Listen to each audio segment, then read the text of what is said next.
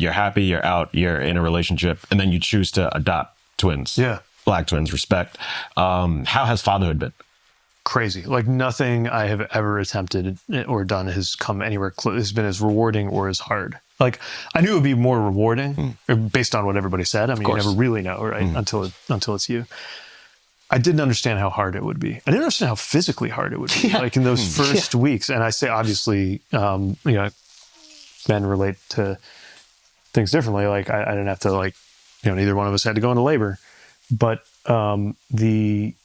just the first few weeks where like they tell you they need to feed every 3 hours or so, right? Yeah. They don't mention that that means they need to start to feed every 3 hours. Oh, right? yeah. You got it. And our daughter had this reflux thing where you couldn't really lay her down after feeding her. So it was really like at least an hour and a half upright. And anything else you want to do, you have to do in between. Like you start the clock, you're feeding them, and there's 2 of them. Yeah. And you got the bottles. We had this like contraption, this like pillow you could use to actually bottle feed 2 twins at once, which was amazing.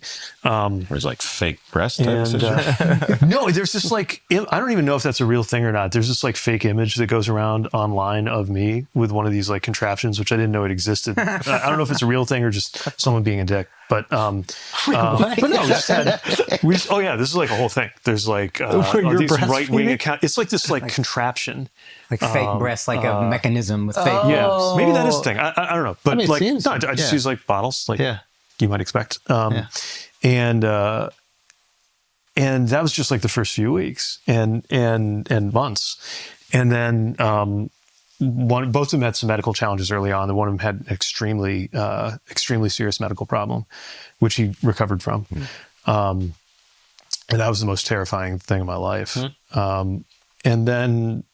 And it's hard to believe because we were fighting. They were also kind of early or premature. It's not unusual with twins, but especially in their case. And we fought so hard just to get them on the chart. Like you would count down to the milliliter, like how much food they're taking, how much they're taking. And now like they're just like wolfing down. He'll like take one of those Uncrustables. Their kids are 3.5 now. Yeah. Our son will take one of those Uncrustables and just the entire thing.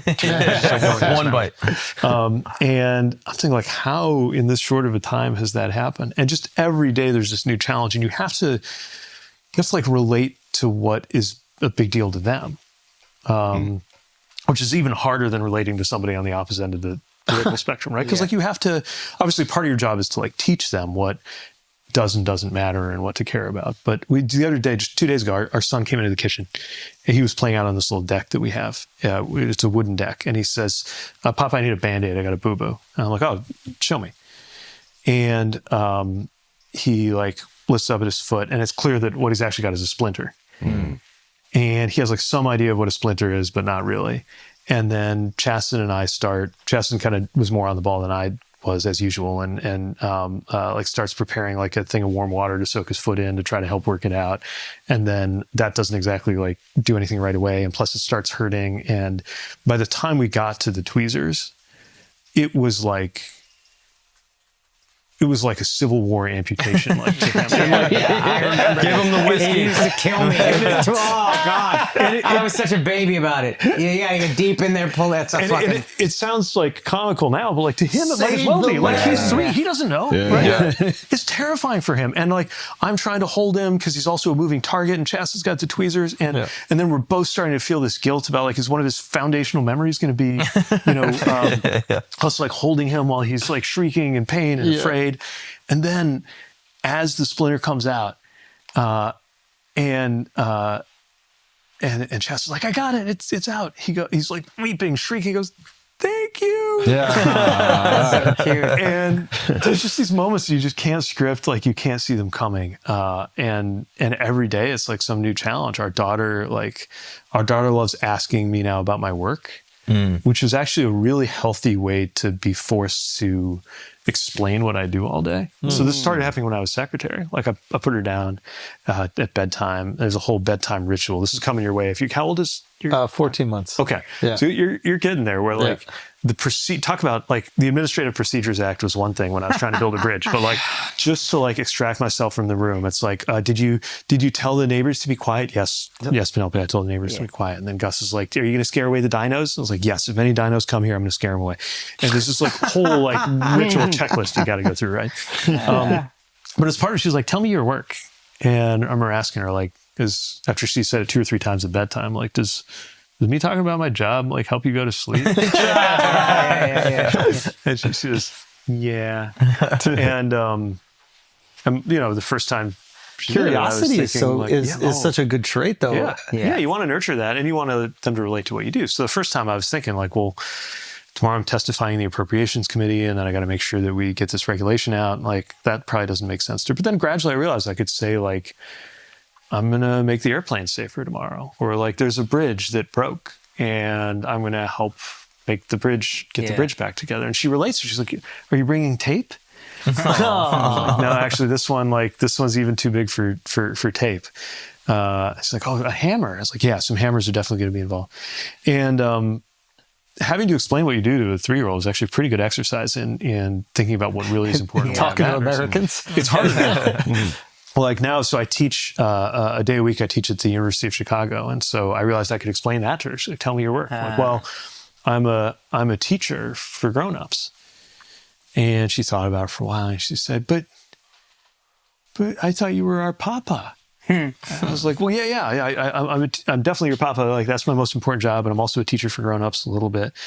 And then she says, it's hard to be both.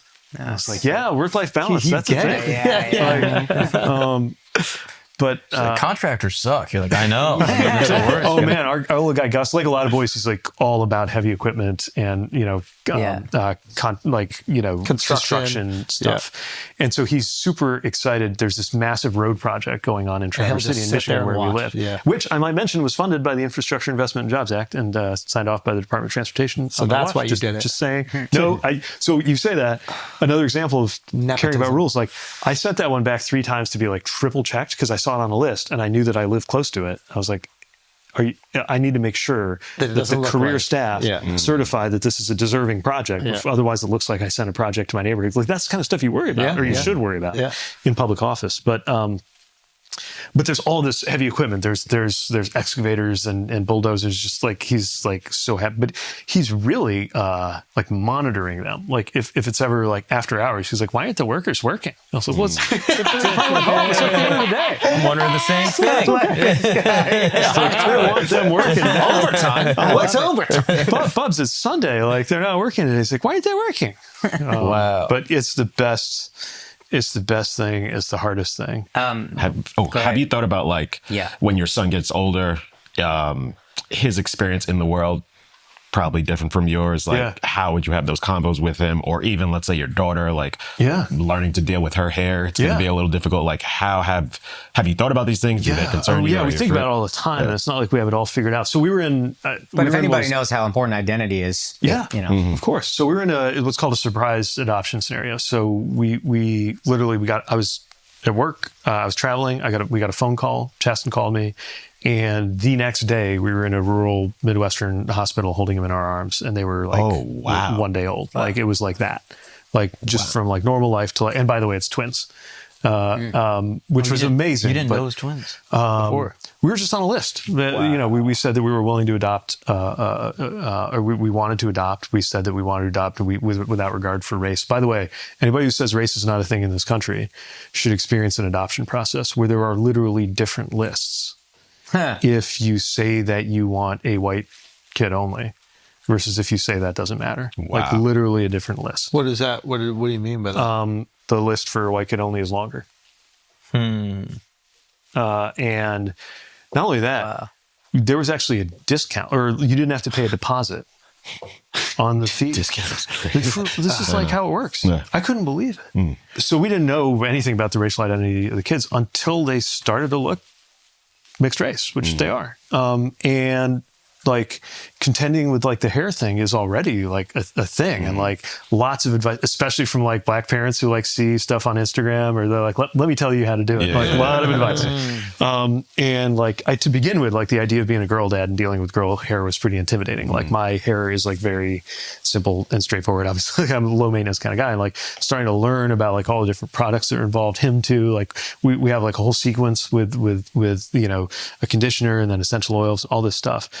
And you're always asking yourself, like, how can I be you're already constantly asking yourself, how can I be a good dad? And now it's like, how can I be a good dad for kids who have a different racial identity than I do? And how can I help them navigate that? And what are the circumstances where there's nothing I can do to help them navigate that? And I need to connect them up to mentors and people in their lives, because the reality is, like, this is not a colorblind society, and like their lives will be affected in some way by their racial. All of ours are, but one thing about being white is you don't have to think about the fact that when you're white, your racial identity is not something that you're reminded of all the time, in a way that they will be. And we live in a not super diverse, although it's getting more diverse, part of Michigan. But our hope is that they will, by the time they're old enough to even be wondering and thinking about these things, which I know is coming sooner than we think, that they know that they are loved and that they are safe, and that they're growing up into a world that has so much possibility for them, and that we'll be there for them any way we can. But it's pretty humbling, like as a parent, to know that you'll be navigating. Are you